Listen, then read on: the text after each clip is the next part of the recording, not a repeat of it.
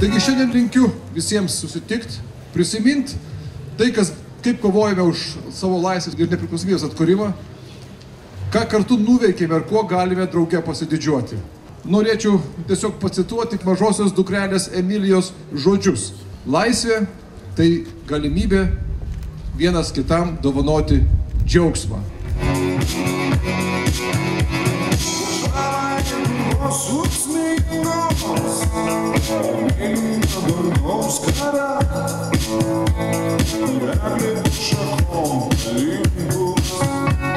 Gyvena iki gulio dukra.